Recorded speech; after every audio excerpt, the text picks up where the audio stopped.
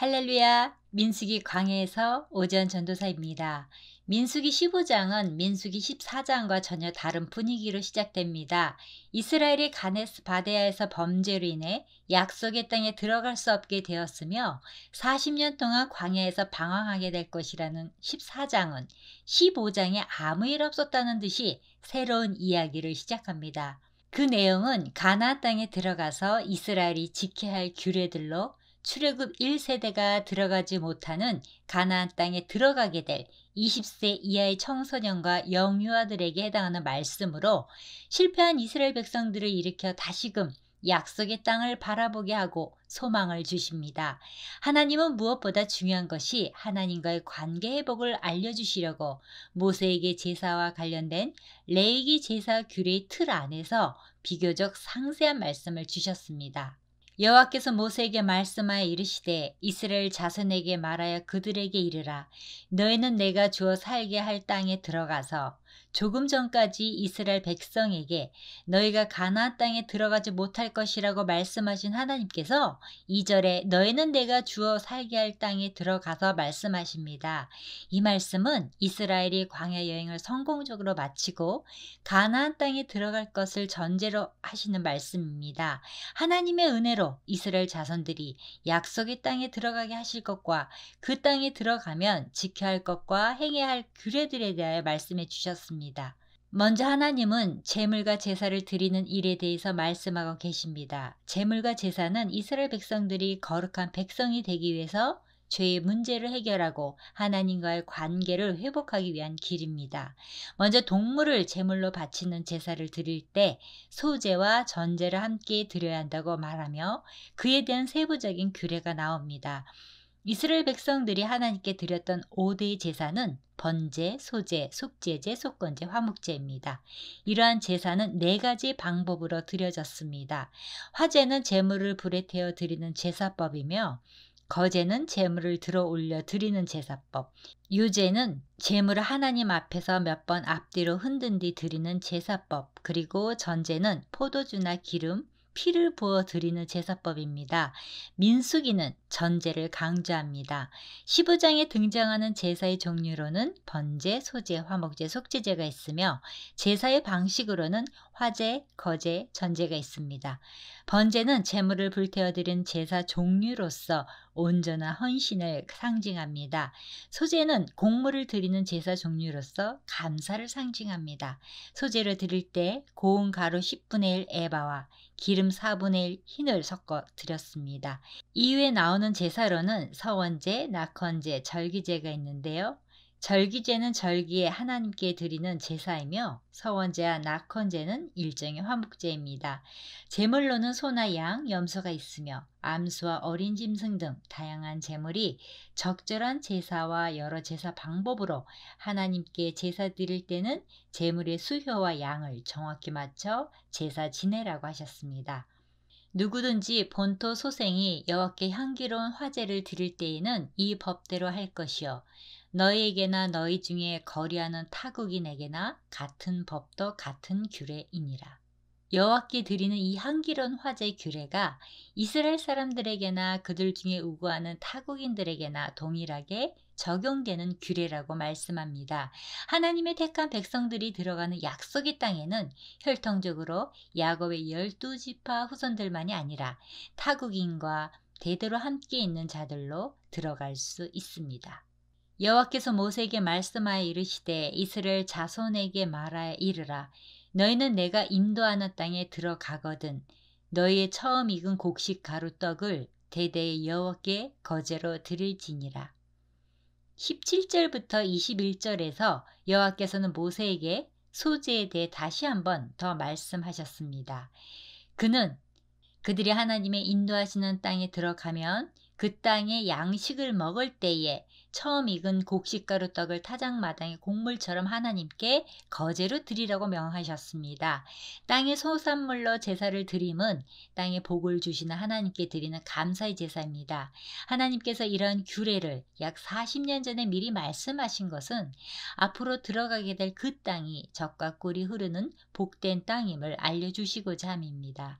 민수기 15장이 하나님을 원망한 자들이 40년 동안 광야에서 소멸될 것에 대한 슬픈 소식 가운데 소산물로 소제와 낙헌제를 드리는 감사의 제사를 드림은 하나님께서 복을 예비하셨다는 것을 의미하며 아울러 출애굽 이후 원망하여 징벌받게 될 1세대의 후손인 제2세대들에게 감사의 삶을 살라는 하나님의 메시지입니다. 부지 중에 혹은 의도적으로 범죄하였을 때 드리는 제사에 관한 규례입니다. 너희가 그릇 범죄하여 여호와가 모세에게 말씀하신 이 모든 명령을 지키지 못하되 곧 여호와께서 모세를 통하여 너에게 명령한 모든 것을 여호와께서 명령한 날 이후로부터 너희 대대에 지키지 못하여 회중이 부지 중에 범죄하였거든 온 회중은 수송아지 한 마리를 여호와께 향기로운 화제로 드리고 규례대로 소제와 전제를 드리고 숫염소 한 마리를 속죄제로 드릴 것이라. 만일 한 사람이 부지 중에 범죄하면 1년 된 암염소로 속죄제를 드릴 것이요 제사장은 그 부지 중에 범죄한 사람이 부지 중에 여호와 앞에 범한 죄를 위하여 속죄하여 그 죄를 속할지니 그리하면 사함을 얻으리라.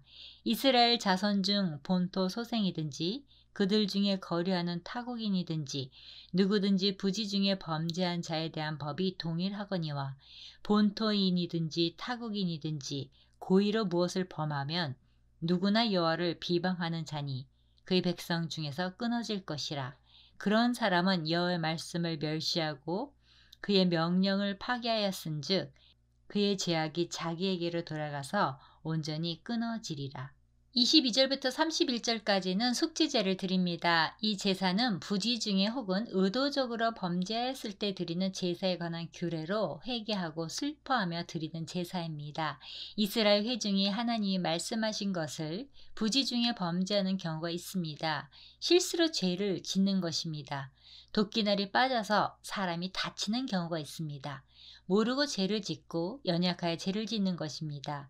회중이 부지 중에 그릇 범하면 그들은 수송아지 하나를 여호와께 향기로운 화제로 드리고 규례대로 그 소제와 전제를 드리고 숫염소 하나를 속죄제로 드려야 합니다. 회중이 아니고 한 사람이 그릇 범죄하면 그들은 1년 된 암염소를 속죄제로 드리고 그들 중에 우거하는 타국인에게도 동일하였습니다. 두 번째 종류의 죄는 고의로 범죄하는 것입니다.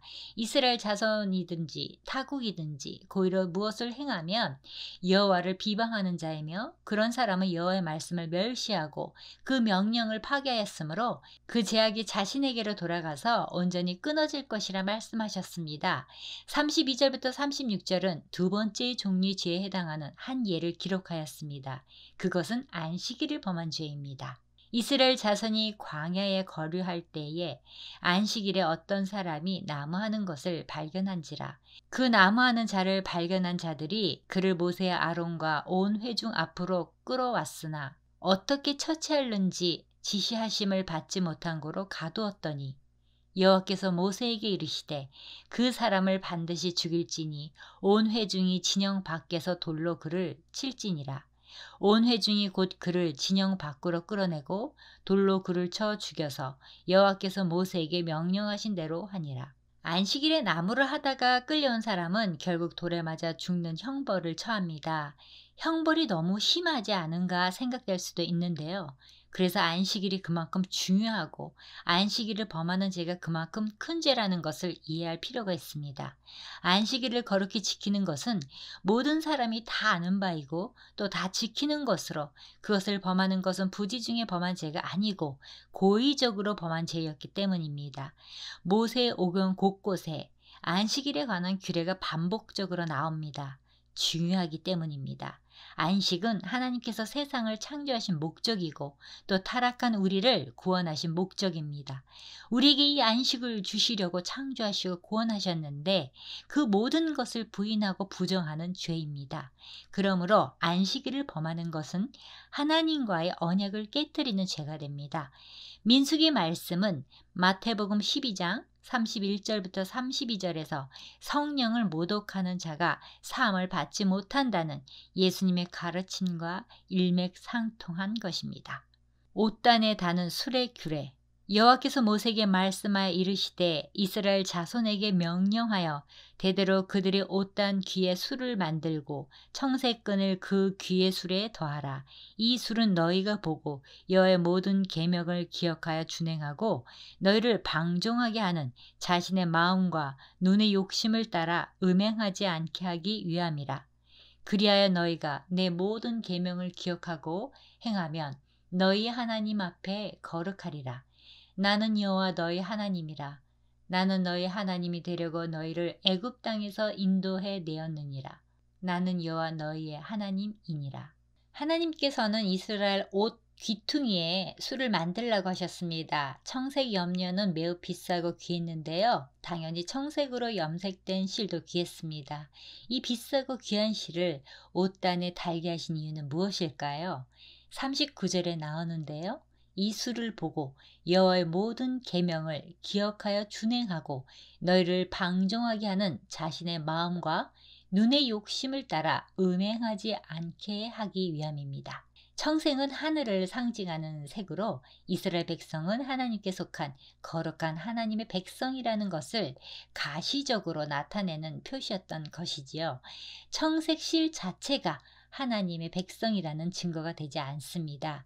그것을 보고 자신의 하나님의 거룩한 백성이라는 사실을 기억하고 하나님의 계명을 따라 살아가는 것이 하나님 백성의 표지가 됩니다. 이 수를 통하여 자신이 언약 백성인 것을 확인하고 고귀한 신분을 지닌 백성이라는 정체성을 가지라고 요구하는 것입니다. 마무리합니다. 민수기 15장은 약속의 땅에 들어갔을 때를 전제하고 주신 말씀입니다. 첫째, 하나님은 반드시 약속을 지키십니다. 민수기 14장의 이스라엘은 실패로 다 끝난 것 같이 보이는 현실이지만 실패한 가운데 하나님께서 은혜를 베푸사 이들을 약속의 땅으로 끝까지 인도해 가십니다. 하나님은 어떤 상황에도 마귀가 방해하고 사람이 반대해도 하나님의 약속은 성취될 것이라고 말씀하십니다. 왜냐하면 하나님은 아브라함과 언약을 맺으셨기에 그 언약을 반드시 지키십니다. 오늘날 구약 성경과 신약 성경의 말씀은 하나님 약속의 말씀으로 반드시 성취됩니다. 둘째, 하나님은 만남을 위한 예배를 중요시합니다. 가나안 땅에 들어가면 농사짓는 법이나 목축업에 관해 그리고 이웃과의 전쟁을 위해 당부하신 것이 아니라 하나님의 백성이 거룩한 삶의 중심인 제사의 예배에 대해 가르치십니다. 제사를 통해 하나님과 만나면 모든 것이 문제가 되지 않습니다. 만약 가나안 땅에 들어가서 하나님의 거룩한 백성답게 살지 못했을 때 하나님께서 열어놓으신 제사 제도를 통해 하나님의 은혜를 잊고 회복될 수 있게 하셨는데요. 우리가 하나님의 백성답게 살지 못하고 범죄하고 실패했을 때마다 예수 그리스도를 의지하여 회개하고 회복될 수 있다는 사실을 가르쳐 줍니다. 셋째, 하나님은 계명을 지키는 거룩한 백성이 되길 원하십니다. 이스라엘은 옷단 귀퉁이에 청색수를 만들게 하신 것은 청색수를 보고 하나님의 거룩함을 드러내기 위한 것입니다. 하나님의 말씀을 기억하며 그 말씀에 순종하며 하나님의 백성으로 이 땅에서 살아가야 합니다. 이렇게 민수기 15장은 실패한 이스라엘 백성들을 일으켜 다시금 약속의 땅을 바라보게 하고 소망을 두게 합니다. 그리고 하나님께서 우리를 애굽에서 불러내셔서 가나안 땅으로 보내시는 목적은 하나님을 예배하는 거룩한 백성으로 살아가게 하시기 위함이라고 말씀해 주십니다. 갈라디아서 5장 4절부터 6절 말씀으로 마칩니다. 율법 안에서 의롭다함을 얻으려 하는 너희는 그리스도에게서 끊어지고 은혜에서 떨어진 자로다. 우리가 성령으로 믿음을 따라 의의 소망을 기다리노니 그리스도 예수 안에서는 할례나 무할례나 효력이 없으되 사랑으로서 역사하는 믿음뿐이니라. 아멘.